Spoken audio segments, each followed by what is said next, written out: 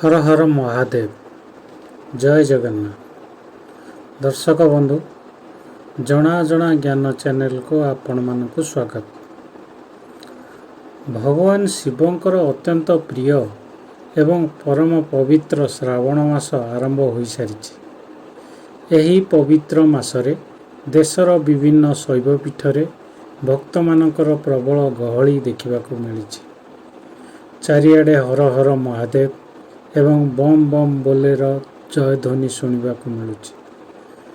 धार्मिक मान्यता अनुसार श्रावण मासरे भगवान भोलानाथ निज भक्त मानक उपरे विशेष कृपा वर्षा करती। यही समय सचोट मनरे करा जाइथिबा पूजा जप रुद्राभिषेक एवं व्रत शुभफल अनेक गुण वृद्धि पाए बोली विश्वास रही। आज आमे एही श्रावण मासर 4टी सोमवार शिवलिंग पाखरु केउं जिनिस घर को आनिले अत्यंत शुभ और श्रावण सोमवार पूजा विधि विषय आलोचना करिबा। जदि आपण भोलानाथक प्रिय भक्त तेबे आपण तांको नाम रे कमेंट्स रे ओम नमः शिवाय लिखि पठाई दियंतु। वीडियोटी को लाइक मध्य करंतु। बंधुगण यही वर्ष श्रावण मासर मोट 4टी श्रावण सोमवार पड़ुछि जार विशेष महत्व रही। जदि आपण भगवान शिवंक कृपा सुख समृद्धि परिवारर खुशी एवं मनोकामना पूरण चाहूछंती तेबे यही 4टी सोमवारर महत्व निश्चय जानतु। यही वर्ष श्रावण सोमवार तारीख गुड़िक हेउछि प्रथम श्रावण सोमवार 3 अगस्त 2026, द्वितीय श्रावण सोमवार 10 अगस्त 2026, तृतीय श्रावण सोमवार 17 अगस्त 2026 एवं चतुर्थ तथा श्रेष्ठ श्रावण सोमवार 24 अगस्त 2026। आजिर यही विशेष वीडियो रे आमे आपण को कहबू जे श्रावणर प्रत्येक सोमवार केउं काम निश्चय करिबा उचित, केउं भूल दूररू रहिबा उचित, केउं मंत्र को सबुठारु अधिक फलदायी मना जाए एवं भगवान शिवंक कृपा पाइया पई केउं सरल नियम अनुसरण करिबा उचित। तेणु यही भिडियोटी को शेष पर्यंत निश्चय देखंतु कारण प्रत्येक तथ्य क्रमानुसार एवं गुरुत्वपूर्ण। हुए तो एथिरु कौनसी गोटे नियम आपणक जीवन रे सुख शांति और उन्नतिर कारण होई पारे। कहा जाए जे श्रावणर यही विशेष सोमवार गुड़िकरे जदि आपण संध्या समय रे गोधूली बेलारे गोटे चमत्कारी जिनिस खाई नियंती एवं शिवलिंग उपरे यही गुप्त सामग्री अर्पण करती तेबे आपणक जीवन रे 7 जन्मर दारिद्र्य भयंकर ऋण एवं दारिद्रता सबुदिन पाई दूर होइजिबो एवं साक्षात महादेव और माता लक्ष्मी को अपार कृपार आपणक बंद भाग्यर ताला चुटकी रे खोली जिवो। बंधुगण श्रावण मासरे बहु संख्यार शिव भक्त माने शैव पीठ को जाई भगवान भोलानाथ को पूजा अर्चना करती। किंतु जेउ भक्त माने सठिक विधि एवं उपयुक्त समय रे महादेव को आराधना करिवे सेमाने यही महान संजोगर पूर्ण लाभ पाई परिवे। आम सनातन धर्म रे श्रावण सोमवार व्रत को अखंड सौभाग्य संतान सुख और अपार धन संपत्ति प्राप्ति पाई श्रेष्ठ मना जाए। यही महापवित्र दिन रे पूजा पाई सर्वोत्तम शुभ समय प्राय प्रातः 6टारू दिन 11टा पर्यंत रहिबो। यही समय रे महादेवंक जलाभिषेक करिवा द्वारा सीधा वैकुंठ प्राप्ति हुए बोली विश्वास करा जाए। संध्या समय रे विशेष पूजा पाई सूर्यास्त समय को श्रेष्ठ मना जाए जहाँ को प्रदोष काल मध्य कहा जाए। यही समय रे माता लक्ष्मी पृथ्वी रे वितरण करती बोली धार्मिक विश्वास रही। ଯେଉଁ ମା ଓ ଭଉଣୀମାନେ ନିଜ ସ୍ୱାମୀଙ୍କୁ ଦୀର୍ଘାୟୁ, ସନ୍ତାନର ଉଜ୍ଜ୍ୱଳ ଭବିଷ୍ୟତ ପାଇଁ ଶ୍ରାବଣ ସୋମବାରର ବ୍ରତକୁ ସମ୍ପୂର୍ଣ୍ଣ ନିଷ୍ଠାର ସହିତ ପାଳନ କରନ୍ତି, ମହାଦେବ ସ୍ୱୟଂ ସେମାନଙ୍କ ଜୀବନର ଅଧୁରା ଇଚ୍ଛାଗୁଡ଼ିକୁ ପୂରଣ କରନ୍ତି ବୋଲି କୁହାଯାଏ। ଧାର୍ମିକ ମାନ୍ୟତା ଅନୁସାରେ ଶ୍ରାବଣ ସୋମବାର ବ୍ରତ ଅତ୍ୟନ୍ତ କଠିନ ନିୟମ ସହିତ ମୌନ ରହିବା କିମ୍ବା ଫଳାହାର କରି ପାଳନ କରାଯାଏ। କିନ୍ତୁ ଏହି ଶ୍ରାବଣ ସୋମବାର ଦିନ ଆପଣଙ୍କୁ ଗୋଟିଏ ବିଶେଷ ଜିନିଷ ନିଶ୍ଚୟ ଖାଇବାକୁ ପଡ଼ିବ। ଏହାଦ୍ୱାରା ଆପଣଙ୍କ ବ୍ୟବସାୟ ଓ ଚାକିରିରେ ଧନ ସମ୍ପତ୍ତି ବୃଦ୍ଧି ହେବା ସହିତ ଆପଣଙ୍କ ଘର କୋଣରେ ଅନୁକୋଣ ଟଙ୍କା ପଇସା ଏବଂ ଖୁସିରେ ଭରିଯିବ ବୋଲି ବିଶ୍ୱାସ କରାଯାଏ। ତେବେ ଚାଲନ୍ତୁ ବନ୍ଧୁମାନେ, ଆଉ ସମୟ ନଷ୍ଟ ନକରି ଜାଣିବା ଯେ ଶ୍ରାବଣ ସୋମବାର ଦିନ ଶେଷରେ କେଉଁ ଜିନିଷ ଖାଇବା ଉଚିତ, ଯାହା ପରେ ଆପଣଙ୍କୁ କୋଟିପତି ହେବାରୁ ସ୍ୱୟଂ ବିଧାତା ମଧ୍ୟ ରୋକିପାରିବେ ନାହିଁ ବୋଲି କୁହାଯାଏ। ଏହି ଶୁଭ ଦିନରେ କରାଯାଇଥିବା ଛୋଟିଆ ଉପାୟ ମଧ୍ୟ କେବେ ନିଷ୍ଫଳ ଯାଏ ନାହିଁ, ବରଂ 7 ଗୁଣା ଲାଭ ପ୍ରଦାନ କରେ ବୋଲି ମାନ୍ୟତା ରହିଛି। ଶ୍ରାବଣ ସୋମବାର ଏହି ପବିତ୍ର ଅବସରରେ ଆପଣ ନିଜ ଘରର ମୁଖ୍ୟ ଦ୍ୱାରର ଡାହାଣ ପଟେ ଗାଈର ଶୁଦ୍ଧ ଘିଅରେ ଏକ ଚତୁର୍ମୁଖୀ ଦୀପ ନିଶ୍ଚୟ ଜାଳନ୍ତୁ। ସେହି ଦୀପରେ ଗୋଟିଏ ମୁଦ୍ରା ଏବଂ 1 ଚିମୁଟା କଳା ରାଶି ପକାଇ ଦିଅନ୍ତୁ। ଏହାଦ୍ୱାରା ଆପଣଙ୍କ ପ୍ରିୟ ଦେବତା ଅତ୍ୟନ୍ତ ସନ୍ତୁଷ୍ଟ ହୋଇ ସମଗ୍ର ପରିବାରକୁ ସୁଖ, ସମୃଦ୍ଧି, ଦୀର୍ଘାୟୁ ଏବଂ ଅଖଣ୍ଡ ଐଶ୍ୱର୍ଯ୍ୟର ଆଶୀର୍ବାଦ ଦିଅନ୍ତି ବୋଲି କୁହାଯାଏ।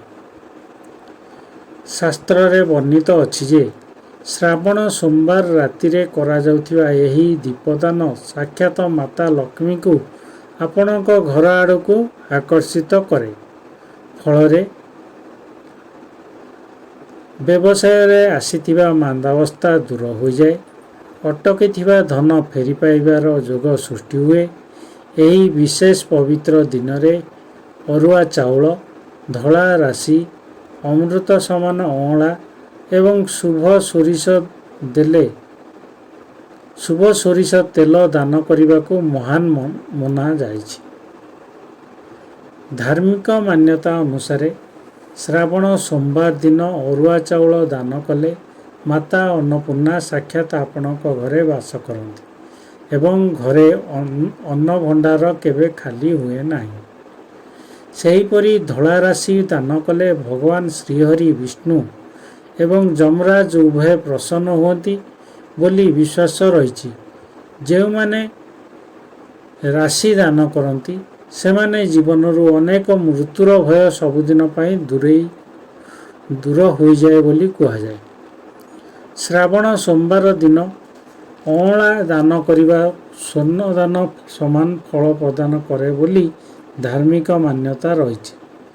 ଯଦି କେହି ଭୟଙ୍କର ଋଣରେ ବୁଡ଼ି ରହିଛନ୍ତି କିମ୍ବା ଆର୍ଥିକ ସଙ୍କଟରେ ବହୁତ ଅସୁବିଧାରେ ଅଛନ୍ତି, ତେବେ ଏହି ଦିନ ଅଁଳା ଦାନ କଲେ ମାତା ଲକ୍ଷ୍ମୀଙ୍କ କୃପାରେ ସମସ୍ତ ସଙ୍କଟ ଦୂର ହୋଇଯାଏ ଏବଂ ଘରକୁ ଧନର ଆଗମନ ବଢ଼ିଯାଏ ବୋଲି କୁହାଯାଏ।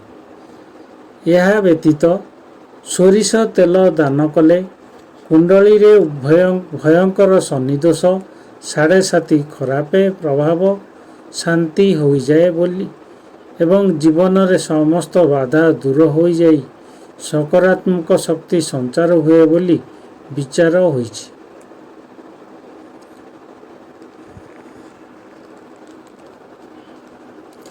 କିନ୍ତୁ ବନ୍ଧୁଗଣ, ଏହି ଶ୍ରାବଣ ସୋମବାର ପବିତ୍ର ବ୍ରତରେ ଭୁଲରେ ମଧ୍ୟ କିଛି ବର୍ଜିତ ଜିନିଷ ଖାଆନ୍ତୁ ନାହିଁ, ଯେପରିକି ଅଣ୍ଡା, ମାଂସ, ମାଛ କିମ୍ବା କୌଣସି ପ୍ରକାରର ତାମସିକ ଖାଦ୍ୟ ଖାଇବା ଉଚିତ ନୁହେଁ। ଧାର୍ମିକ ବିଶ୍ୱାସ ଅନୁସାରେ ଏହା ଶରୀରକୁ ଅଶୁଦ୍ଧ କରିବା ସହିତ ଆଧ୍ୟାତ୍ମିକ ଓ ମାନସିକତା ଉନ୍ନତିରେ ବଡ଼ ବାଧା ସୃଷ୍ଟି କରେ। ଏହାକୁ ଶାସ୍ତ୍ରରେ ଘୋର ପାପର ଶ୍ରେଣୀରେ ରଖାଯାଇଛି। ବୋଲି ବିଶ୍ୱାସ କରାଯାଏ। ଏହି ଦିନ କେବଳ ତାଜା ଫଳ, ଡାଲି, ରୁଟି ଏବଂ ଶୁଦ୍ଧ ସାତ୍ତ୍ୱିକ ଖାଦ୍ୟ ଖାଇବା ଉଚିତ, ଯାହା ମନକୁ ଶାନ୍ତ ରଖେ। ଦ୍ୱିତୀୟ ଜିନିଷ ଯାହା ଏହି ଦିନ ସମ୍ପୂର୍ଣ୍ଣ ବର୍ଜିତ ବୋଲି କୁହାଯାଏ, ତାହା ହେଉଛି ଖଟା ଖାଦ୍ୟ। ତେଣୁ ତେନ୍ତୁଳି, ଖଟା ଦହି କିମ୍ବା ଖଟା ଫଳ ଭଳି ଖାଦ୍ୟ ଏହି ଦିନ ଖାଇବା ଉଚିତ ନୁହେଁ। ଧାର୍ମିକ ଦୃଷ୍ଟିରୁ ଖଟା ଖାଦ୍ୟ ତାମସିକ ଏବଂ ଉଗ୍ର ଗୁଣ ବଢ଼ାଏ ବୋଲି ମାନ୍ୟତା ରହିଛି। ତୃତୀୟ ଏବଂ ସବୁଠାରୁ ଗୁରୁତର ଜିନିଷ ଯାହାଠାରୁ ଆପଣଙ୍କୁ ସମର୍ପଣ ଦେଇ ରହିଥିବା ଉଚିତ, ସମ୍ପୂର୍ଣ୍ଣ ଦୂରେଇ ରହିବା ଉଚିତ, ତାହା ହେଉଛି ନିଶାଦ୍ରବ୍ୟ। ଶ୍ରାବଣ ସୋମବାରର ପବିତ୍ର ଦିନରେ ମଦ, ତମାଖୁ, ଗୁଟ୍ଖା କିମ୍ବା କୌଣସି ମାଦକ ଦ୍ରବ୍ୟ ସେବନ କରିବା ଉଚିତ ନୁହେଁ। ଧାର୍ମିକ ବିଶ୍ୱାସ ଅନୁଯାୟୀ ଏକ ବ୍ରତ ଏବଂ ପୂଜା ଫଳକୁ ନଷ୍ଟ କରିଦିଆଯାଏ, ତାହା ସହିତ ଶରୀର ଓ ବୁଦ୍ଧିର କ୍ଷତି ପହଞ୍ଚାଇଥାଏ। ଚତୁର୍ଥ ଜିନିଷ ହେଉଛି ଅତ୍ୟଧିକ ଚିନି ଏବଂ ଭାରି ମିଠା ଖାଦ୍ୟ। ସୋମବାର ଦିନ ବହୁତ ଅଧିକ ମିଠା ଏବଂ ଚିନିରେ ତିଆରି ତେଲ ଭାଜି ଖାଦ୍ୟ ଖାଇବାରୁ ଦୂରେଇ ରହିବା ଉଚିତ, କାରଣ ଏହା ଶରୀରରେ ଆଳସ୍ୟ ବଢ଼ାଇଥାଏ ବୋଲି କୁହାଯାଏ। ପଞ୍ଚମ ସବୁଠାରୁ ଗୁରୁତ୍ୱପୂର୍ଣ୍ଣ ଜିନିଷ ହେଉଛି ପିଆଜ ଓ ରସୁଣ। ଶାସ୍ତ୍ରରେ ପିଆଜ ଓ ରସୁଣକୁ ତାମସିକ ଏବଂ ରାହୁକେତୁଙ୍କ ଅଂଶ ବୋଲି ମନାଯାଏ। ତେଣୁ ଶ୍ରାବଣ ସୋମବାରରେ ଭୋଜନରେ ଏହା ବ୍ୟବହାର କଲେ ମନ ଅଶାନ୍ତି ଓ ଚଞ୍ଚଳ ହୋଇଯାଏ ଏବଂ ଘରର ସମୃଦ୍ଧି ଦୂରେଇ ଯାଏ ବୋଲି ବିଶ୍ୱାସ ରହିଛି। ବନ୍ଧୁଗଣ, ଏହି ଦିନ ତୁଳସୀ ମାତାଙ୍କ ପାଖକୁ ଯାଇ ତାଙ୍କ ମୁଖ କାଣ୍ଡରେ ନିଜ ମନୋକାମନା କହି 7 ଥର ପବିତ୍ର ବତ ନାଲି ସୂତା ବାନ୍ଧନ୍ତୁ। ତାଙ୍କ ଚରଣ ନିକଟରେ ଶୁଦ୍ଧ ଘିଅର ଦୀପ ଜଳାଇ ଗୁଡ଼ ଏବଂ ତିଳର ଭୋଗ ଲଗାନ୍ତୁ, କାରଣ ଗୁଡ଼ ଓ ତିଳ ଭଗବାନ ବିଷ୍ଣୁଙ୍କ ଅତ୍ୟନ୍ତ ପ୍ରିୟ ବୋଲି ମାନ୍ୟତା ରହିଛି। ଶ୍ରାବଣ ସୋମବାରରେ ଏହା ଅର୍ପଣ କଲେ ଲକ୍ଷ୍ମୀ ନାରାୟଣଙ୍କ ଯୁଗ୍ମ କୃପାରେ ଘରେ କେବେ ଅନ୍ନ ଓ ଧନର ଅଭାବ ହୁଏ ନାହିଁ ବୋଲି କୁହାଯାଏ। ଶିବ ପୁରାଣର ପାରମ୍ପରିକ ମାନ୍ୟତା ଅନୁସାରେ ଶ୍ରାବଣ ସୋମବାର ଦିନ ତମ୍ବାର ଲୋଟାରେ ଶୁଦ୍ଧ ଜଳ ନିଅନ୍ତୁ। ସେଥିରେ ଅଳ୍ପ ମସୁର ଡାଲି ଏବଂ ଗୁଡ଼ର ଏକ ଛୋଟ ଖଣ୍ଡ ପକାନ୍ତୁ। ଏହାପରେ ଉତ୍ତର ଦିଗକୁ ମୁହଁ କରି ଶ୍ରଦ୍ଧାର ସହିତ ଓଁ ନମଃ ଶିବାୟ ମନ୍ତ୍ର ଜପ କରି ସେହି ଜଳ ଶିବଲିଙ୍ଗ ଉପରେ ଅର୍ପଣ କରନ୍ତୁ। ମାନ୍ୟତା ଅନୁସାରେ ସତ୍ୟ, ନିଷ୍ଠା, ଶ୍ରଦ୍ଧା ଓ ନିଷ୍କାମ ଭାରତରେ କରାଯାଇଥିବା ଏହି ପୂଜା ଜୀବନର ଆର୍ଥିକ ବାଧା ଦୂର କରିବାରେ ସହାୟକ ହୁଏ, ଋଣ ମୁକ୍ତିର ମାର୍ଗ ପ୍ରଶସ୍ତ କରେ ଏବଂ ଧନ, ସୁଖ ଓ ସମୃଦ୍ଧି ସହିତ ଭଗବାନ ଶିବଙ୍କ ବିଶେଷ କୃପା ପ୍ରାପ୍ତ ହୁଏ। ଏହା ସହିତ ଆଉ ଏକ ଗୋପନୀୟ ନିୟମ ଅଛି। ବିଶ୍ୱାସ କରାଯାଏ ଯେ ଏହି ଦିନ ଭୁଲରେ ମଧ୍ୟ ଅନ୍ୟ କାହାର ଘରର ଅନ୍ନ କିମ୍ବା ଭୋଜନ କରିବା ଉଚିତ ନୁହେଁ।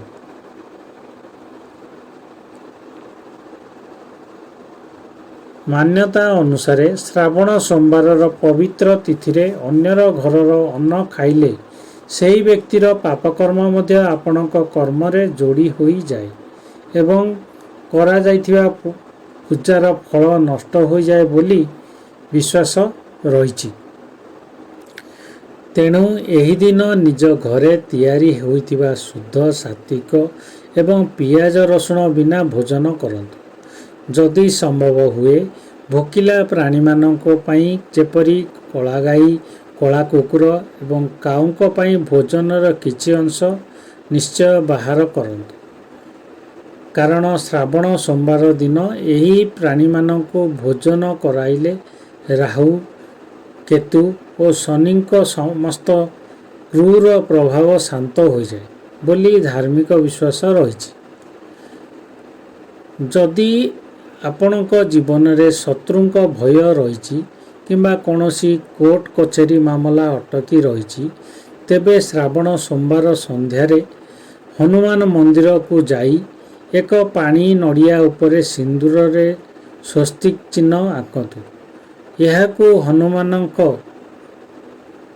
ଚରଣରେ ଅର୍ପଣ କରି 7 ଥର ହନୁମାନ ଚାଳିସା ପାଠ କରନ୍ତୁ। ଏହାଦ୍ୱାରା ବଜରଙ୍ଗବାଲି ଆପଣ ସମସ୍ତଙ୍କ ସଙ୍କଟ ଦୂର କରିଦେବେ ବୋଲି ବିଶ୍ୱାସ କରାଯାଉଛି। ଯେଉଁମାନେ ମା ଓ ଭଉଣୀମାନେ ନିଜ ସ୍ୱାମୀଙ୍କ ଦୀର୍ଘାୟୁ ଏବଂ ସନ୍ତାନର ଉଜ୍ଜ୍ୱଳ ଭବିଷ୍ୟତ ପାଇଁ ଅଶ୍ୱତ୍ଥ ଗଛର ଚାରିପଟେ ଥାଇ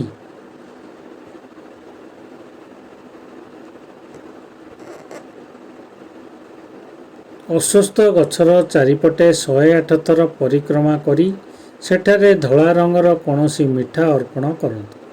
ଫଳରେ ସେମାନଙ୍କ ସ୍ୱାମୀ ତାଙ୍କ ସୁରକ୍ଷିତ ରହିବା ସହିତ ସନ୍ତାନମାନଙ୍କର ଭବିଷ୍ୟତ ଉଜ୍ଜ୍ୱଳ ହୁଏ ବୋଲି ବିଶ୍ୱାସ ରହିଛି। 144 ବର୍ଷର ଏହି ଅଦ୍ଭୁତ ସଂଯୋଗକୁ ବ୍ୟର୍ଥ ଯିବାକୁ ଦିଅନ୍ତୁ ନାହିଁ। ମନର ସମସ୍ତ ସନ୍ଦେହ ଓ ନକାରାତ୍ମକ ଚିନ୍ତାକୁ ତ୍ୟାଗ କରି ସମ୍ପୂର୍ଣ୍ଣ ଅତୁଟ ଶ୍ରଦ୍ଧା, ପ୍ରଗାଢ଼ ବିଶ୍ୱାସ ଏବଂ ଶିବ ଭକ୍ତିରେ ଲୀନ ହୋଇ ଏହି ଉପାୟଗୁଡ଼ିକୁ ଅନୁସରଣ କରନ୍ତୁ। ଦେବଦେବ ମହାଦେବ ଓ ମାତା ଲକ୍ଷ୍ମୀ ଆପଣଙ୍କ ଜୀବନକୁ ଖୁସି, ଐଶ୍ୱର୍ଯ୍ୟ, ଉତ୍ତମ ସ୍ୱାସ୍ଥ୍ୟ ଏବଂ ଅଖଣ୍ଡ ସୌଭାଗ୍ୟରେ ପରିପୂର୍ଣ୍ଣ କରନ୍ତୁ ବୋଲି ପ୍ରାର୍ଥନା କରନ୍ତୁ। ବନ୍ଧୁଗଣ, ଆପଣଙ୍କ ଆଧ୍ୟାତ୍ମିକ ଲାଭ ଏବଂ ଏହି ଗୁରୁତ୍ୱପୂର୍ଣ୍ଣ ତଥ୍ୟ ପାଇଁ ଜଣା ଅଜଣା ଚ୍ୟାନେଲର ଏହି ଭିଡ଼ିଓକୁ ଆରମ୍ଭରୁ ଶେଷ ପର୍ଯ୍ୟନ୍ତ ନିଶ୍ଚୟ ଦେଖନ୍ତୁ। ମଝିରେ ଛାଡ଼ନ୍ତୁ ନାହିଁ କିମ୍ବା ଅଧାରେ ଦେଖିଥିବା ବନ୍ଦ କରନ୍ତୁ ନାହିଁ, କାରଣ ସମସ୍ତ କଥା କ୍ରମାନୁସାରେ ଏବଂ ପରସ୍ପର ସହିତ ଜଡ଼ିତ। ସମ୍ପୂର୍ଣ୍ଣ ତଥ୍ୟ ଜାଣିବା ପାଇଁ ହିଁ ଏହାର ପ୍ରକୃତ ଲାଭ ମିଳେ ବୋଲି କୁହାଯାଏ। ଯଦି ଏହି ଭିଡ଼ିଓଟି ଭଲ ଲାଗେ ତେବେ ଶ୍ରଦ୍ଧାର ସହିତ ହର ହର ମହାଦେବ କିମ୍ବା ଓଂ ନମଃ ଶିବାୟ ଲେଖିବାକୁ ଭୁଲନ୍ତୁ ନାହିଁ। ଭଗବାନ ଲୋକନାଥଙ୍କ କୃପା ଆପଣଙ୍କ ଉପରେ ଏବଂ ଆପଣଙ୍କ ପରିବାର ଉପରେ ସର୍ବଦା ରହିଥାଉ। ଏବେ ଆସନ୍ତୁ ଏହି ଦିବ୍ୟ ଯାତ୍ରାକୁ ଆଗକୁ ବଢ଼ାଇବା ଏବଂ ଶ୍ରାବଣ 4ଟି ସୋମବାର ସହିତ ଜଡ଼ିତ ସେହି ବିଶେଷ ରହସ୍ୟ, ମାନ୍ୟତା ଏବଂ ଶୁଭ ଉପାୟଗୁଡ଼ିକ ବିଷୟରେ ଜାଣିବା, ଯାହା ବିଷୟରେ ବହୁତ କମ ଲୋକ ଜାଣନ୍ତି ଏବଂ ଯାହାର ରହସ୍ୟ ସ୍ୱୟଂ ମହାଦେବ ମାତା ପାର୍ବତୀଙ୍କୁ କହିଥିଲେ ବୋଲି ମାନ୍ୟତା ରହିଛି। ସର୍ବପ୍ରଥମେ ଆମେ 3 ଅଗଷ୍ଟ 2026ରେ ପଡ଼ୁଥିବା ପ୍ରଥମ ସୋମବାର ବିଷୟରେ ଜାଣିବା। ଏହି ସୋମବାର ଶ୍ରାବଣ ମାସର ଆରମ୍ଭରେ ଏକ ମହାଯଜ୍ଞ ବନି ଔଷଧ ଭଳି କାର୍ଯ୍ୟ କରିବ। ଏହି ମହାସଞ୍ଜୀବନୀ ଔଷଧ ଭଳି କାର୍ଯ୍ୟ କରିବ। ଏହି ଦିନ ଯଦି ଆପଣ ବ୍ରହ୍ମ ମୁହୂର୍ତ୍ତରେ ଉଠି ନିଜର ସ୍ନାନ ଜଳରେ ଅଳ୍ପ ଗଙ୍ଗାଜଳ ଏବଂ କଳା ତିଳ ମିଶାଇ ସ୍ନାନ କରନ୍ତି, ତେବେ ଶରୀରରୁ ସମସ୍ତ ନକାରାତ୍ମକ ଶକ୍ତି ଦୂରେଇଯାଏ ବୋଲି ବିଶ୍ୱାସ ରହିଛି। ପ୍ରଥମ ଶ୍ରାବଣ ସୋମବାର ଦିନ ଭଗବାନ ଶିବଙ୍କ ଚନ୍ଦ୍ରଶେଖରର ସ୍ୱରୂପ ଆରାଧନା କରାଯାଏ, ଯିଏ ଆମ ମନର କାରକ ଚନ୍ଦ୍ରକୁ ନିୟନ୍ତ୍ରଣ କରନ୍ତି ବୋଲି ମାନସିକ ତ୍ୟାଗ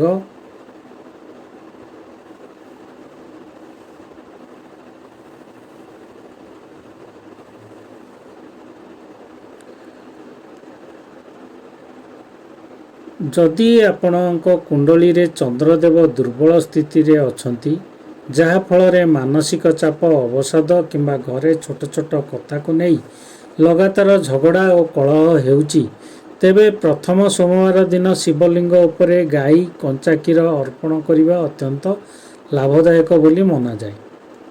ଧ୍ୟାନ ରଖନ୍ତୁ,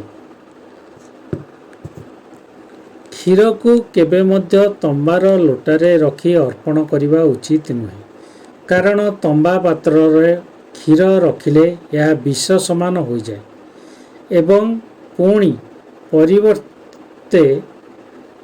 ପୁଣ୍ୟ ପରିବର୍ତ୍ତେ ପାପ ମିଳେ ବୋଲି ବିଶ୍ୱାସ କରାଯାଏ। ତେଣୁ କ୍ଷୀର ଅର୍ପଣ ପାଇଁ ସର୍ବଦା ପିତ୍ତଳ, ରୂପା କିମ୍ବା ମାଟିର ପାତ୍ର ବ୍ୟବହାର କରିବା ସବୁଠୁ ଭଲ। ଏବେ ଜାଣିବା, ପ୍ରଥମ ସୋମବାର ସନ୍ଧ୍ୟାରେ ପ୍ରଦୋଷକାଳ ସମୟରେ ଅର୍ଥାତ୍ ସୂର୍ଯ୍ୟାସ୍ତର ପ୍ରାୟ 45 ମିନିଟ୍ ପୂର୍ବରୁ ଏବଂ 45 ମିନିଟ୍ ପରେ ଭଗବାନ ଶିବଙ୍କ ସମ୍ମୁଖରେ ଗାଈ ଘିଅର ଏକ ଦୀପ ଜାଳନ୍ତୁ। ସେଥିରେ 2 ଯୋଡ଼ା ଲବଙ୍ଗ ପକାନ୍ତୁ। ଏହି ଦୀପ ଜଳାଇବା ସମୟରେ ମହାମୃତ୍ୟୁଞ୍ଜୟ ମନ୍ତ୍ରକୁ ଅତିକମରେ 11 ଥର ଶାନ୍ତ ମନରେ ଜପ କରନ୍ତୁ। ଏହି ଉପାୟ କରିବା ଦ୍ୱାରା ଘରେ ଦୀର୍ଘ ସମୟ ଧରି ଅସୁସ୍ଥ ଥିବା ବ୍ୟକ୍ତିଙ୍କ ସ୍ୱାସ୍ଥ୍ୟରେ ଶୀଘ୍ର ସୁଧାର ଆସିବା ସହିତ ଯମରାଜଙ୍କ ଭୟ ମଧ୍ୟ ଦୂର ହୋଇଯାଏ ବୋଲି ବିଶ୍ୱାସ ରହିଛି। ଏବେ ଜାଣିବା ବନ୍ଧୁଗଣ, ଏବେ ଆମେ ଆଗକୁ ବଢ଼ି 10 ଅଗଷ୍ଟ 2026ରେ ପଡ଼ୁଥିବା ଦ୍ୱିତୀୟ ସୋମବାର ବିଷୟ କଥା ହେବା। ଏହି ଦ୍ୱିତୀୟ ସୋମବାର ଆମ ଜୀବନର ଆର୍ଥିକ ସମୃଦ୍ଧି ଏବଂ ବ୍ୟବସାୟିକ ଉନ୍ନତିର ବନ୍ଦ ହୋଇଥିବା ସମସ୍ତ ରାସ୍ତା ଖୋଲିଦିଏ ବୋଲି ବିଶ୍ୱାସ କରାଯାଏ। ଏହି ଦିନ ଭଗବାନ ଶିବଙ୍କ ନୀଳକଣ୍ଠ ସ୍ୱରୂପରେ ପୂଜା କରାଯାଏ। ନୀଳକଣ୍ଠ ମହାଦେବ ସମଗ୍ର ଜଗତରେ କଲ୍ୟାଣ ପାଇଁ ହଳାହଳ ବିଷକୁ ନିଜ କଣ୍ଠରେ ଧାରଣ କରିଥିଲେ। ତେଣୁ ଯଦି ଆପଣ କୌଣସି ପ୍ରକାରର ଋଣ ସମସ୍ୟା ଘେରି ରହିଛନ୍ତି, ତେବେ ଏହି ଦିନ ଏକ ବିଶେଷ ଉପାୟ କରିବାକୁ କୁହାଯାଇଛି। ଦ୍ୱିତୀୟ ସୋମବାର ଦିନ ଏକ ତମ୍ବା ଲୋଟାରେ ସଫା ଜଳ ନିଅନ୍ତୁ ଏବଂ ସେଥିରେ ଅଳ୍ପ ଲାଲ ମସୁର ଡାଲି ଓ ଅଳ୍ପ ଗୁଡ଼ ମିଶାନ୍ତୁ। ଏହି ମିଠା ଓ ଲାଲ ରଙ୍ଗର ଜଳକୁ ଉତ୍ତର ଦିଗକୁ ମୁହଁ କରି ଶିବଲିଙ୍ଗ ଉପରେ ଅର୍ପଣ କରନ୍ତୁ। ଆପଣ କରିବା ସମୟରେ ଶ୍ରଦ୍ଧାର ସହିତ ଓଁ ନମଃ ଶିବାୟ ମନ୍ତ୍ର ନିରନ୍ତର ଜପ କରନ୍ତୁ। ଧାର୍ମିକ ମାନ୍ୟତା ଅନୁସାରେ ଯେଉଁ ଭକ୍ତ ଶ୍ରାବଣରେ ଦ୍ୱିତୀୟ ସୋମବାରରେ ଏହି ଉପାୟ ସମ୍ପୂର୍ଣ୍ଣ ଶ୍ରଦ୍ଧା ଓ ବିଶ୍ୱାସ ବିଧାନ ସହିତ କରନ୍ତି, ତାଙ୍କ ଉପରେ ଭଗବାନ ଭୋଳାନାଥଙ୍କ ବିଶେଷ କୃପା ରହେ। ତାଙ୍କ ଜୀବନର ଅନେକ ବାଧା ଦୂର ହେବା ସହିତ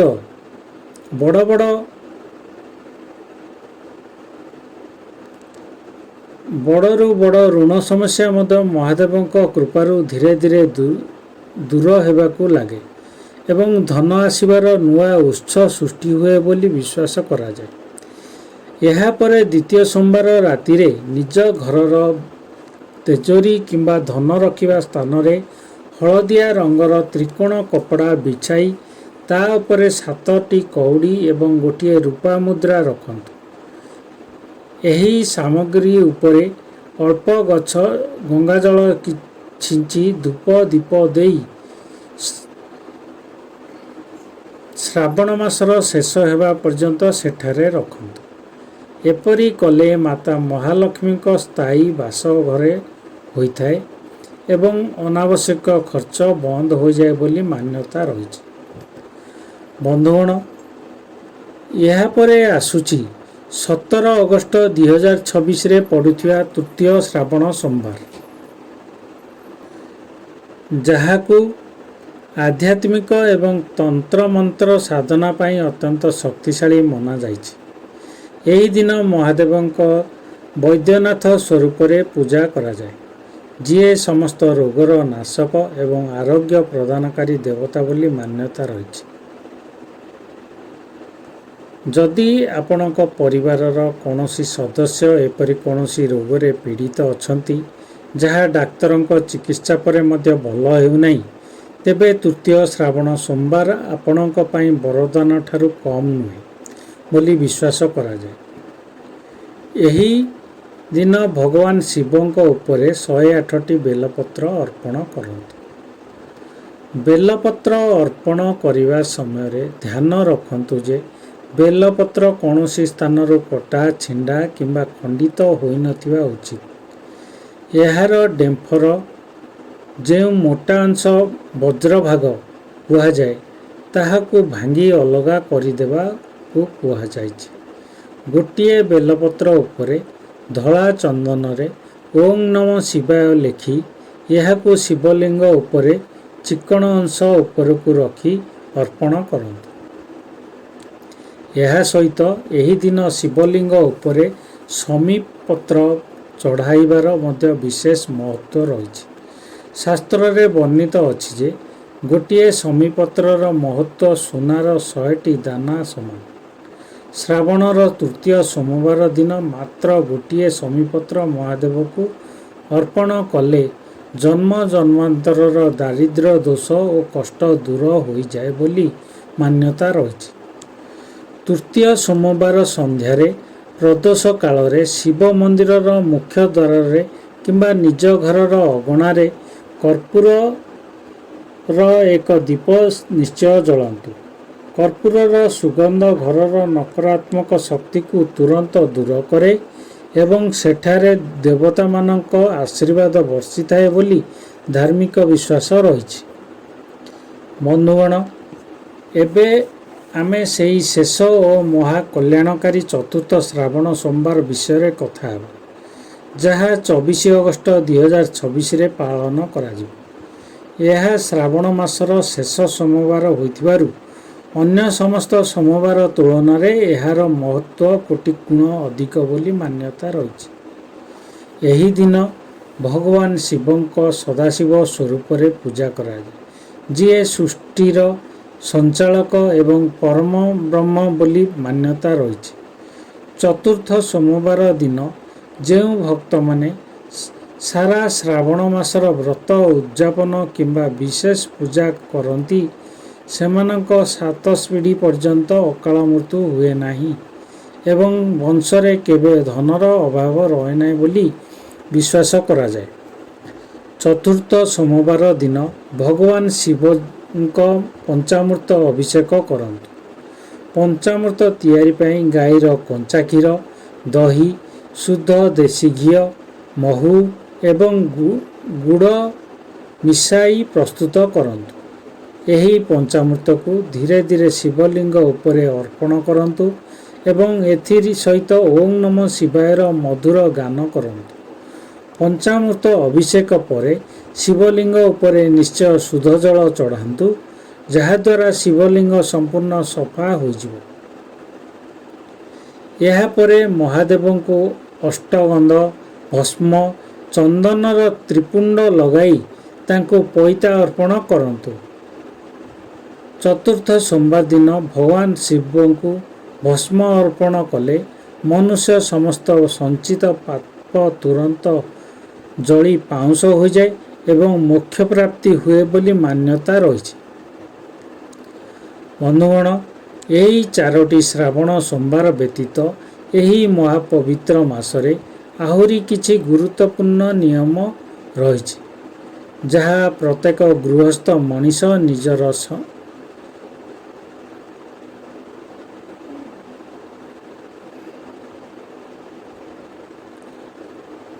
ନିଶ୍ଚୟ ପାଳନ କରିବା ଉଚିତ।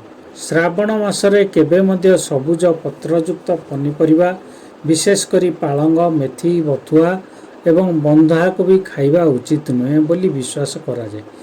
ଏହା ପଛରେ କେବଳ ଧାର୍ମିକ କାରଣ ନୁହେଁ, ବରଂ ବୈଜ୍ଞାନିକ ଏବଂ ସ୍ୱାସ୍ଥ୍ୟ ସମ୍ବନ୍ଧୀୟ କାରଣ ମଧ୍ୟ ରହିଛି ବୋଲି ଉଲ୍ଲେଖ କରାଯାଇଛି।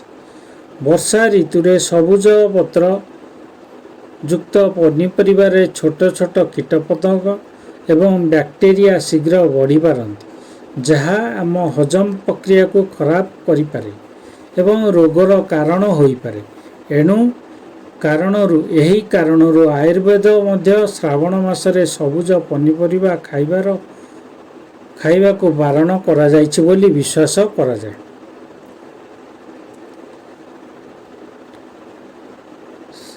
ସେହିପରି ଶ୍ରାବଣ ମାସରେ ବାଇଗଣ ଖାଇବା ମଧ୍ୟ ବାରଣ କରାଯାଇଛି।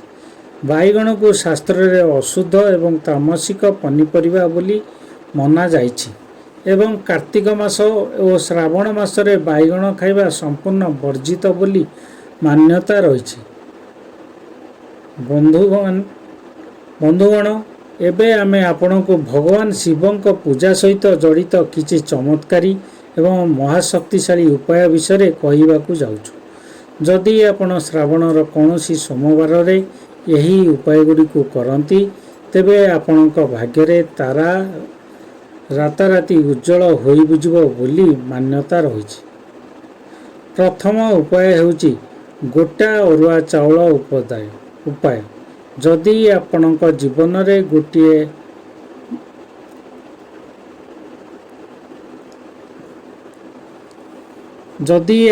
ଜୀବନରେ ଲଗାତାର ବାଧା ଆସୁଛି, ତିଆରି ହୋଇଥିବା କାମ ଶେଷ ସମୟରେ ବିଗିଡ଼ି ଯାଉଛି କିମ୍ବା ଚାକିରିରେ ପଦୋନ୍ନତି ମିଳୁନାହିଁ, ତେବେ ଶ୍ରାବଣ ସୋମବାରର ଦିନ ଏକ ମୁଠା ଅଖଣ୍ଡ ଚାଉଳ ଅର୍ଥାତ୍ ଅକ୍ଷତ ନେଇ ଶିବ ମନ୍ଦିରକୁ ଯାଆନ୍ତୁ। ମନ୍ଦିରରେ ବସି ପ୍ରଥମେ ଶିବଲିଙ୍ଗର ସାଧାରଣ ପୂଜା କରନ୍ତୁ। ଏହାପରେ ଗୋଟି ଗୋଟି ଚାଉଳ ଦାନା ଓଁ ନମଃ ଶିବାୟ କହି ଶିବଲିଙ୍ଗ ଉପରେ ଅର୍ପଣ କରନ୍ତୁ। ଧ୍ୟାନ ରଖନ୍ତୁ, କୌଣସି ଚାଉଳ ବା ଦାନା ଭଙ୍ଗା ହୋଇନଥିବା ଉଚିତ। ଶେଷରେ ଯେଉଁ ଚାଉଳ ବଳିଯିବ, ତାହାକୁ ଶିବଲିଙ୍ଗ ଉପରେ ଚଢ଼ାଇ ମହାଦେବଙ୍କ ନିକଟରେ ନିଜର ପ୍ରାର୍ଥନା କରନ୍ତୁ। ଏହା ଉପାୟ କଲେ ଜୀବନର ସମସ୍ତ ବାଧା ଦୂର ହୋଇ କର୍ମଚାରୀମାନେ ମାନ ସମ୍ମାନ ଏବଂ ବଡ଼ ସଫଳତା ମିଳେ ବୋଲି ମାନ୍ୟତା ରହିଛି। ଦ୍ୱିତୀୟ ଉପାୟ ହେଉଛି କଳା ରାଶିର ଉପାୟ। ଯଦି ଆପଣଙ୍କ କୁଣ୍ଡଳୀରେ ରାହୁ, କେତୁ କିମ୍ବା ଶନିଦେବଙ୍କ କୌଣସି ଗୁରୁତର ଦୋଷ ରହିଛି, ଯାହା ଫଳରେ ବାରମ୍ବାର ଆଇନଗତ ସମସ୍ୟା ଆସୁଛି, ରୋଗ ମଧ୍ୟ ଘେରି ରହୁଛି କିମ୍ବା କୌଣସି ଶତ୍ରୁ ଆପଣମାନଙ୍କ ପଛରେ ପଡ଼ିଛି, ତେବେ ଶ୍ରାବଣ ସୋମବାର ଦିନ ଏକ ତମ୍ବା ପାତ୍ରରେ ଜଳ ନେଇ ସେଥିରେ ଅଳ୍ପ କଳା ରାଶି ପକାନ୍ତୁ। ଏହି ରାଶି ମିଶାଇ ଜଳରେ ଶିବଲିଙ୍ଗର ଅଭିଷେକ କରନ୍ତୁ। ମାନ୍ୟତା ଅନୁସାରେ ରାଶି ମିଶ୍ରିତ ଜଳ ଚଢ଼ାଇଲେ ଶନିଦେବ ଶାନ୍ତ ହୁଅନ୍ତି ଏବଂ ଭଗବାନ ଶିବଙ୍କ କୃପାରେ ଶତ୍ରୁଙ୍କ ନାଶ ହୁଏ। ତୃତୀୟ ଏବଂ ସବୁଠାରୁ ଦିବ୍ୟ ଉପାୟ ହେଉଛି ବେଲପତ୍ର ଓ ମହୁର ଉପାୟ। ଯଦି ଆପଣଙ୍କ ବୈବାହିକ ଜୀବନରେ ତିକ୍ତତା ଆସିଯାଇଛି, ସ୍ୱାମୀ ସ୍ତ୍ରୀଙ୍କ ମଧ୍ୟରେ ଲଗାତାର ଝଗଡ଼ା ହେଉଛି କିମ୍ବା ବିବାହ ଯୋଗ୍ୟ ଯୁବକ ଯୁବତୀ ବିବାହରେ ଅଧିକ ବିଳମ୍ବ ହେଉଛି, ତେବେ ଶ୍ରାବଣ ସୋମବାର ଦିନ 3 ମୁଖୀ କିମ୍ବା 5 ମୁଖୀ ବେଲପତ୍ର ନିଅନ୍ତୁ। ଏହା ମଝିରେ ପତ୍ରର ଅଳ୍ପ ମହୁ ଲଗାନ୍ତୁ। ଏହି ମହୁ ଲଗା ବେଲପତ୍ରକୁ ଏପରି ଭାବରେ ଶିବଲିଙ୍ଗ ଉପରେ ରଖନ୍ତୁ ଯେପରି ମହୁ ଲାଗିଥିବା ଅଂଶ ସିଧାସଳଖ ଶିବଲିଙ୍ଗକୁ ସ୍ପର୍ଶ କରିବ। ଏହି ଉପାୟ କରିବା ସମୟରେ ମାତା ପାର୍ବତୀ ଏବଂ ଭଗବାନ ଶିବଙ୍କୁ ଧ୍ୟାନ କରି ନିଜ ସୁଖୀ ଦାମ୍ପତ୍ୟ ଜୀବନ ପାଇଁ ପ୍ରାର୍ଥନା କରନ୍ତୁ।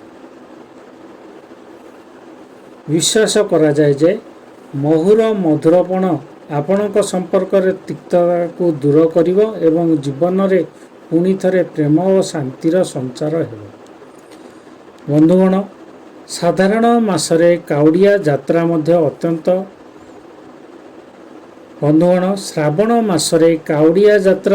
ଅତ୍ୟନ୍ତ ମହତ୍ତ୍ୱ ରହିଛି। ଲକ୍ଷ ଲକ୍ଷ ଶ୍ରଦ୍ଧାଳୁ ମାଇଲ ମାଇଲ ଦୂର ପାଦରେ ଚାଲି ପବିତ୍ର ଗଙ୍ଗାଜଳ ଆଣି ମହାଦେବଙ୍କର ଜଳାଭିଷେକ କରନ୍ତି। ଯଦି କୌଣସି କାରଣରୁ ଆପଣ କାଉଡ଼ିଆ ଯାତ୍ରାକୁ ଯାଇପାରୁନାହାନ୍ତି, ତେବେ ନିଜ ଘରେ ନିକଟସ୍ଥ ଯେକୌଣସି ଶିବ ମନ୍ଦିରକୁ ଯାଇ ଶ୍ରାବଣ ସୋମବାର ଦିନ ପବିତ୍ର ଗଙ୍ଗାଜଳରେ ମହାଦେବଙ୍କର ଅଭିଷେକ ନିଶ୍ଚୟ କରନ୍ତୁ। ଗଙ୍ଗାଜଳ ସାକ୍ଷାତ ମାତା ଗଙ୍ଗାଙ୍କ ସ୍ୱରୂପ ଏବଂ ଏହାକୁ ଶିବଲିଙ୍ଗ ଉପରେ ଅର୍ପଣ କଲେ ମୋକ୍ଷର ମାର୍ଗ ପ୍ରଶସ୍ତ ହୁଏ ବୋଲି ମାନ୍ୟତା ରହିଛି। ଏହା ସହିତ ଶ୍ରାବଣ ସୋମବାରରେ ଭଗବାନ ଶିବଙ୍କ ପ୍ରିୟ ବାହନ ନନ୍ଦୀ ମହାରାଜଙ୍କ ସେବା କରିବାକୁ ମଧ୍ୟ କେବେ ଭୁଲନ୍ତୁ ନାହିଁ। ଶିବଲିଙ୍ଗର ପୂଜା କରିବା ପରେ ମନ୍ଦିରରୁ ବାହାରିବା ସମୟରେ ନନ୍ଦୀଜୀଙ୍କ ଚରଣ ସ୍ପର୍ଶ କରନ୍ତୁ।